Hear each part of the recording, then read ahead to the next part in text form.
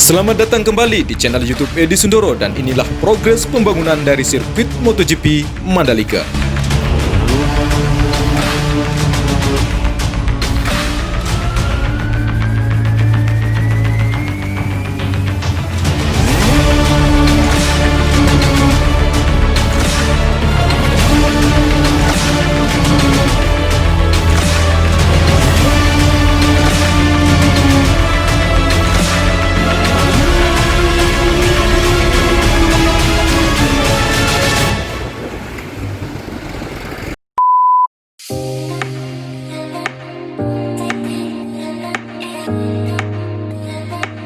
Assalamualaikum warahmatullahi wabarakatuh. Salam sejahtera buat kita semua. Om Swastiastu.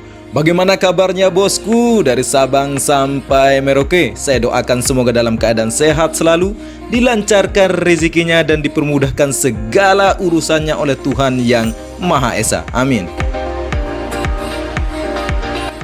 Kali ini saya akan menyampaikan tentang bagian-bagian dari setiap lintasan dari sirkuit MotoGP Mandalika, dari semua tikungan dan capaian pembangunannya sejauh mana sampai dengan saat ini. Ada hal yang lumayan banyak ditanyakan oleh bosku, bagian mana saja yang disebut main track, area gravel, run-off, service route, fitland, dan saya akan kasih tanda di setiap tikungan bagian dari lintasan yang sudah tampak dikerjakan tentunya, dan apakah sudah memenuhi standar FIM desain dari sirkuit MotoGP Mandalika. Yang tidak sedikit berpendapat para netizen, trek lurus sirkuit MotoGP Mandalika pendek, dan seterusnya. Saya akan coba kupas di edisi kali ini. Perlu diketahui bagi bosku yang akhir-akhir ini mengikuti perkembangan pembangunan sirkuit MotoGP Mandalika, sirkuit MotoGP Mandalika yang mempunyai total panjang lintasan 4,31 km dengan 17 tikungan. Saya pantau sangat banyak yang peduli pembangunan mega proyek super prioritas ini. Tidak hanya penggemar MotoGP Indonesia saja, namun tidak sedikit yang hanya ingin tahu saja perkembangan pembangunan sirkuit MotoGP Mandalika ini karena mereka peduli atas pembangunan nasional ini.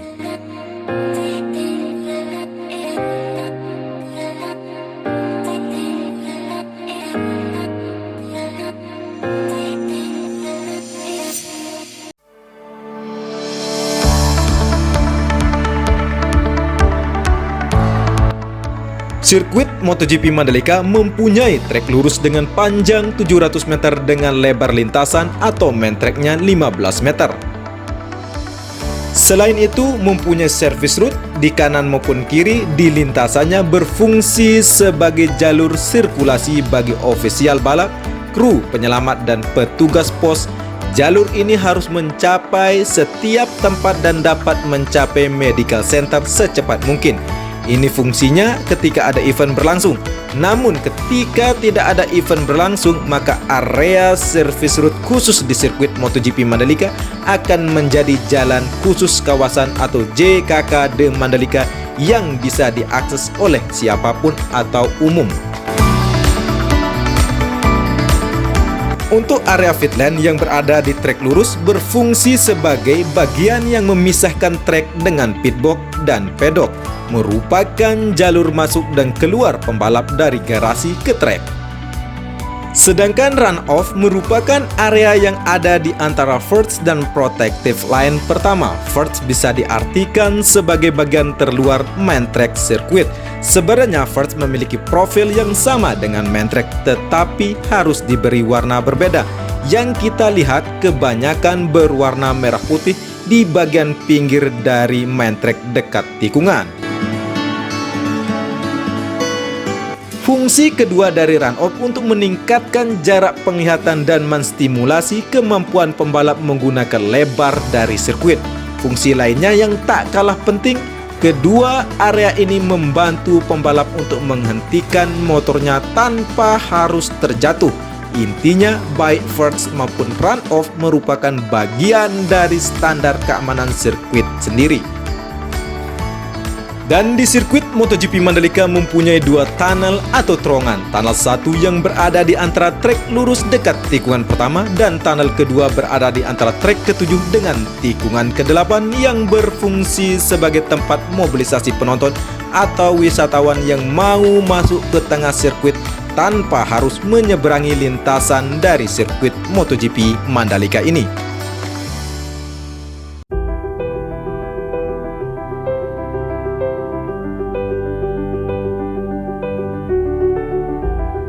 Selanjutnya, apakah desain sirkuit MotoGP Mandalika sudah sesuai dengan standar FIM?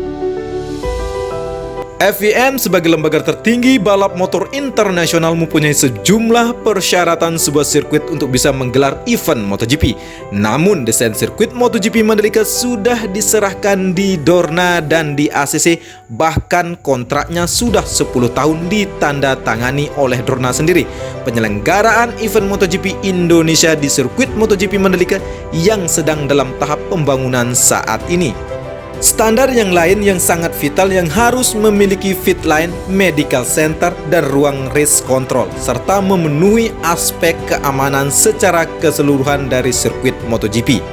Namun pakamnya atau standar sebuah sirkuit harus memiliki lebar minimal 12 meter dengan minimal lebar starting grid 14 meter.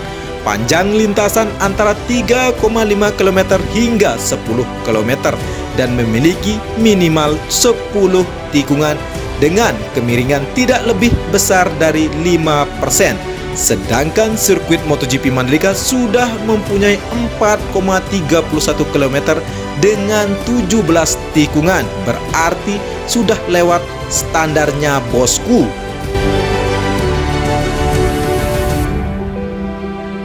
Sistem drainase harus pembuatannya atau kemiringannya juga mesti diperhatikan, termasuk pada trek lurus demi menjamin tidak ada air menggenang sewaktu hujan. Berangkat dari sini, sistem drainase juga tak kalah pentingnya bosku, tentu untuk menjaga tidak ada genangan air di trek, pit line, tepi trek, bahkan area runoff. Selain saluran jalur drainase harus dipasang di sisi sirkuit, yaitu antara tepi dan garis proteksi yang berwarna putih yang penutupnya tidak membuat benjolan atau pijakan yang dapat membuat motor dan pembalap keluar dari racing line.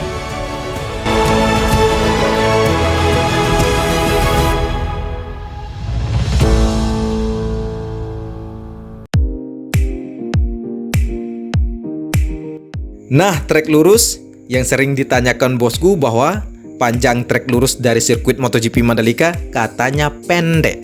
Ini standarnya bosku, untuk sekelas sirkuit grade A saja panjang minimal trek lurus adalah 400 meter saja. Garis start juga tak lepas dari aturan. Garis ini harus berjarak minimal 250 meter sebelum tikungan pertama. Jadi kalau 700 meter sudah sangat baik bosku, sudah melewati standarnya, jadi tidak perlu dipertanyakan lagi.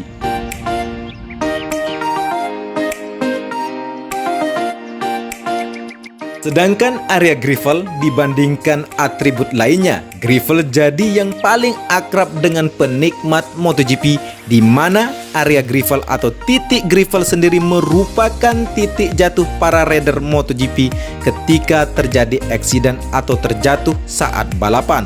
Sesuai dengan standar FIM, permukaan gravel mesti datar dan lebih rendah 1 hingga 2 cm dari batas sirkuit.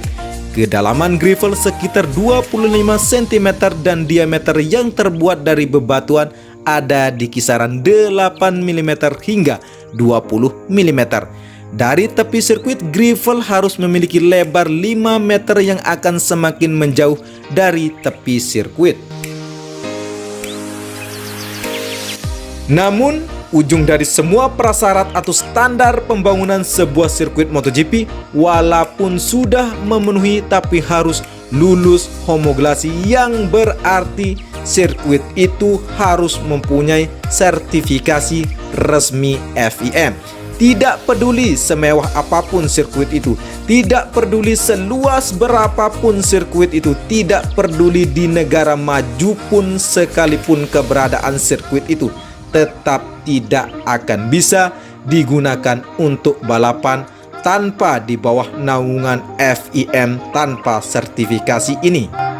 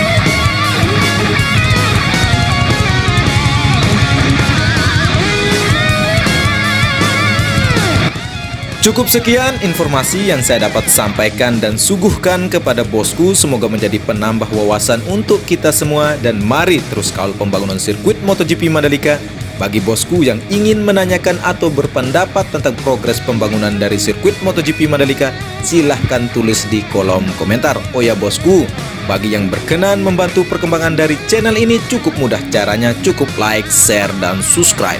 Saya Edi Sindoro, salam persahabatan dari anak Lombok, matur tampiasi.